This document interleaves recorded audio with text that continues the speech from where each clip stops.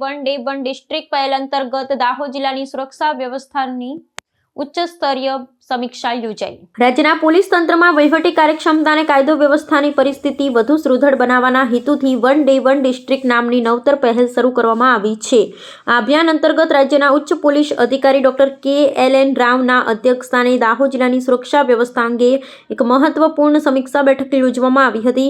Video કોન્ફરન્સના માધ્યમથી યોજાયેલી આ બેઠકમાં દાહોદ જિલ્લાની ભૌગોલિક સંવેદનશીલતા, વર્તમાન કાયદો વ્યવસ્થાની સ્થિતિ તેમજ જિલ્લામાં ઉપલબ્ધ માળખાકીય સુવિધાઓનું બારીકાઈથી મૂલ્યાંકન કરવામાં આવ્યું હતું।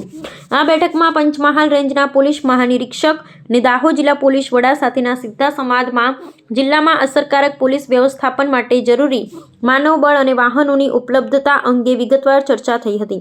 દાહોદ જિલ્લો રાજસ્થાન અને મધ્યપ્રદેશ એમ બે રાજ્ય સાથે આંતરરાજ્ય સરહદ ધરાવતો હોવાથી સીમાવર્તી વિસ્તારોમાં ગુનાખોરીને ડામવા માટે ગુપ્ત માહિતીના આદાન પ્રદાન, ઇન્ટેલિજન્સ શેરિંગ અને પડોશી રાજ્યોની પોલીસ સાથે સંયુક્ત કાર્યવાહી કરવા પર વિશેષ ભાર મૂકવામાં આવ્યો હતો।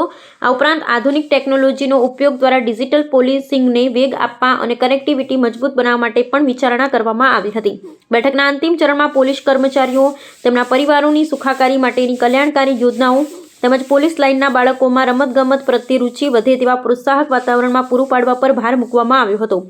જિલ્લામાં પોલીસ ચોકીઓના આધુનિકીકરણ, પોલીસ આવાસો અને વિભાગીય ઇમારતોના નિર્માણ અંગેના આયોજનની પણ સમીક્ષા કરવામાં આવી હતી। ડોક્ટર રાવે પોલીસની ભવનની સંબંધિત શાખાઓને જિલ્લાની માંગણીઓનું સત્વરે પરીક્ષણ કરવા અને જ્યાં વધારાના બજેટ અથવા નીતિ વિષયક મંજૂરીનું આવશ્યકતા હોય તેવા પ્રસ્તાવો તાત્કાલિક ધોરણે ગૃહ વિભાગને મોકલવા માટે કડક સૂચના આપી હતી।